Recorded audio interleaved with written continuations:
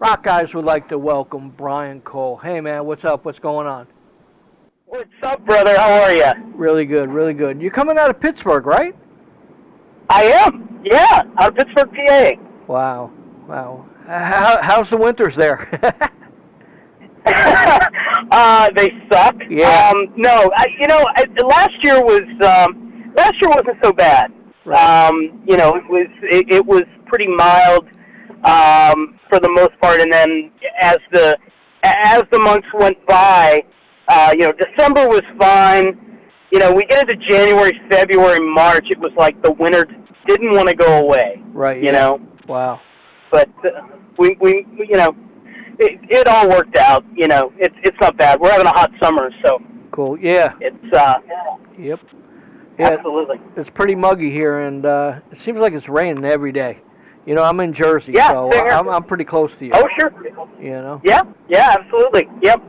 So. Yeah, it's weird. I mean, 1 minute it's the sun shining, and next minute, the clouds get gray again, and Right. It's certainly Mike Flores, if you're listening, we don't all have it like L.A., buddy. Cool. Tell me a little bit about Sands of Time. It came out in 2016. Jim Peterik, Brent Walker, Melodic Rock Records. Tell me a little bit about that album. Well, it was my debut album. Right. It was, it was certainly something that was near and dear to my heart, and still is. And really had a great time putting it together, and worked with my longtime friend and former Giant bassist Mike Brignardello. I shouldn't say former; he still is the bassist for Giant. Right. But so we worked together on that, and it's great how things happen because as things kind of happened with that. The whole thing happened with SteelCity, and that really was great. I mean, it just was good timing, and Mike Flores had reached out to me and said, hey, would you like to sing on sing on this project, and ended up turning into doing a full album, and got picked up by Kibble Records, and we're getting ready to do some shows. Right, so yeah. It's a lot of fun. Wow. When you did play,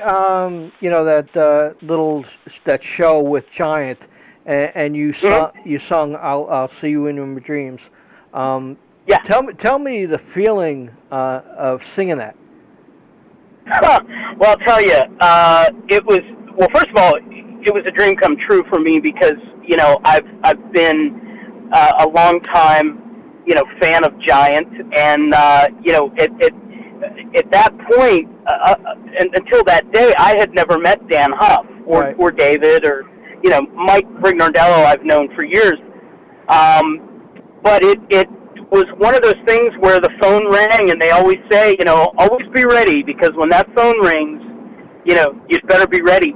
And we had one rehearsal that we did literally that afternoon. I think I was at Dan Huff's house at 3:00, and we did the show. I think we went on at 9:15 in Nashville. But initially we weren't even scheduled to play "I'll See You in My Dreams." Right. And Dan heard me sing, and he goes, we really should add another one. He goes, I don't know. He goes, do you know it? And I was like, oh, come on, Dan. Of course I know it. So let's do it. And it was amazing, man, to be on stage with those guys, and to be honored to sing such an amazing song. With the band that wrote it. It was just incredible. Wow. And it, I was really nervous. I can tell you that. Right. I was really, I think that was the one time that I was the most petrified to get on stage. And I just remember we were walking up. There was about 4 or 5 steps to go up to the stage, And Dan looks back at me and he goes, "You ready?" And I'm like, "I think so." He's like, "Have a great show," and it was just, it was a blur. I mean, we did 3 songs, and it's like before you knew it, the show was over, and I wanted to stay up there the whole night, Wow. But it's great, and it spawned a lot of friendships from it, and I'm proud to call Dan my friend. I mean, he's just a wonderful guy. It's so good hearing that song. It has to be, thousands of people, favorite song. So Sure. just hearing a different view, which you were singing, how much that song touches people. I mean, even watching on YouTube, anytime you Sure. put that on, you got to raise the level of the volume right away. Oh yeah. Yeah. Well, it was such. The song was so amazingly written, and for those musicians out there, really listen to all the changes in it. There's so many chordal changes in that song, and the dynamics of the song are just tremendous. So it's one of those songs that sometimes you find like cover bands and stuff that want to do it, and then when they realize that that it's all the changes that are I'm not doing that. Wow. Very cool. Yeah, it's really great song. Cool. Now tell me a little bit about SteelCity Fortress Album. You had Johnny Lima produce and mix it. He's a good friend of ours. Yeah. Johnny's wonderful, man. I love that guy. Again, it started out where Mike had contacted me and asked me to sing on a couple songs. And that's pretty much how it started.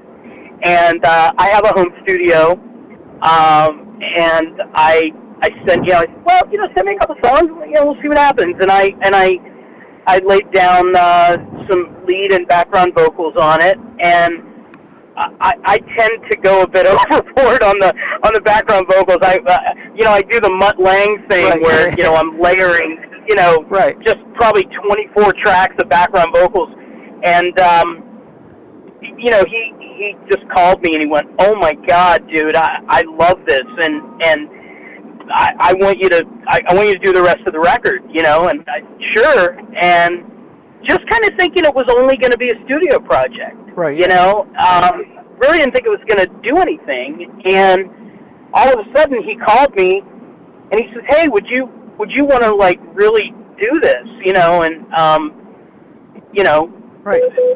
do shows and that whole thing?" So I said, "Sure," and so that was pretty much it. He had told me that John Kivel loved the record and that he was going to put it out, and I was happy to hear that. Cool. And so it just kind of spawned from that, and it's been a great ride so far. Wow. When they were going to do Back on the Streets, Vinnie did it and Ace Frehley did it and stuff like that. What was your feelings towards that? Well, I got to be honest with you. Up until I heard that song, I have to say, and I don't mean this to sound rude or disrespectful in any way, but I really didn't listen to the old version. Right. I mean, I just didn't, and I really kind of wanted to just make it my own. Right. And I thought, the groove is good. How can we make this a little different from the norm? Right. Yep. And I just approached it as I approach any time let me say it like this. If I get a song and it's a cover song, or, even, if I get a Jim Peterik song or whatever, I have to make it my own. Right, yeah. And I just kind of have to go through and find things that suit my voice and my style and everything like that. And that's what I hope I did with Back on the Streets. It's such a cool song, and I just hope that the fans like our version of it. I'm sure they will. You know, I'm sure they will, because I listened to it. I thought it was great. You know, and Great, thank you. yeah, I listened to a couple tracks. I didn't get to hear the whole album yet, but I mean, I did get to hear a couple. Oh, you got to check it out, man. It rocks. It's on its way. John is sending it out today, actually, to me. You know. Excellent. So, tell me a little bit about the show coming up, New England Rock Fest in August, and you guys will be playing. Yeah, we're excited. We're playing the same nice Firehouse. Uh-huh. So it's going to be a lot of fun. Bill Leverty's a good friend, and looking forward to getting out there in Chicopee, Massachusetts, and playing. I'm really looking forward to the night before. Eric Martin's playing. Right. Yeah. And he's got my bro PJ Frehley playing, and he's got Steve Brown, and man, it's going to be a great night. I'm really excited. I've been privy to, seeing, some of the production layout already, with the stage and everything. And fans are really in for a treat. Cool. John Kibble knows how to put on a rock show. Right. There's no doubt. I mean, he gets it, Right, yeah. Wow. Now, when you were doing the album, was there any stipulation with John or anything, or, suggestions? No. No? Cool. Not at all. I mean, he's got a great ear. I will say that. He really does. He's got an ear. He's got an ear like a producer, Right, yeah. And, but I had a lot of freedom on this record. I mean, more so than I've sung on a lot of other people's records. Right. As a matter of fact, I just did background vocals on the new Cry record that was released on Frontiers. Cool. And, I mean, that was, I had a little bit of freedom, but they really knew what they wanted. They were very specific with their notes and everything like that. And, so I'm fine either way. If somebody sends me tracks with a lot of production notes, I'll follow it to the letter. Or if they say, hey man, just take the ball and run and score a touchdown. Cool. That's we'll do that too. Right. And this will be your debut show, right? Steel City's debut show. Yeah. Right, yeah. It will. Wow. Yeah. Absolutely. Yeah, we're pumped. Yeah, so fans definitely will be in for a treat, seeing your first show ever, and, that's really, an enjoyment for people who are Bryan Cole fans and stuff like that, and, you should have a fantastic turnout. I'm hoping, a sellout crowd and stuff like that. Tell me a little bit about Tonic Recording Studios. Tonic is a recording studio in my hometown in Pittsburg, and it's where I've been producing records for years. And we actually mixed the Sands of Time record there, and it's great. It's a full service, state of the art recording facility. My lead engineer, Doug Casper, is fantastic. He's my Mutt Lang. Cool. And so yeah, it's kind of my it's my other side of life. It's life on the other side of the glass. Right. Yeah. And so I enjoy producing other artists and developing other artists. Just developed a male country artist by the name of Matt Weston, and got him a record deal. And he's going to be in a new movie coming up, and he's doing a lot of things. Wow. So, really, I enjoy that side of the music industry as well. Right, it's a lot of fun, and, it's, you kind of take those years of learning from great guys, like Dan Huff and all that, and you put it to use, and you try and help others.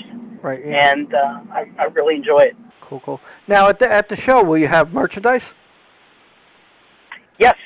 Yes, absolutely. Yeah, I believe there'll definitely be CDs, and I think there's going to be some T-shirts, and I don't know what else, but I'm sure there'll be some other cool stuff. Cool. Some good surprises. Cool. Yeah. Great. Well, Brian, it was great talking to you, and I can't wait to see you in August. You know, this will be the first time we meet. Great, yes, absolutely, man. We'll definitely hang out. I'm looking forward to it, and really looking forward to meeting so many fans. I've been getting so much messages and emails and private messages and stuff from people that are coming to the show that are just so excited, and I can't wait to meet everybody. I'm looking forward to it, and it's going to be a great night. And for those people that haven't gotten their tickets yet, you better get them soon, because I hope it's going to be a sellout, but I think it's going to be damn close. Cool. I think so too. Okay, great talking to you again. All right. You too, but take care. See you at the show. Okay, see you at the show. Bye-bye. Bye-bye.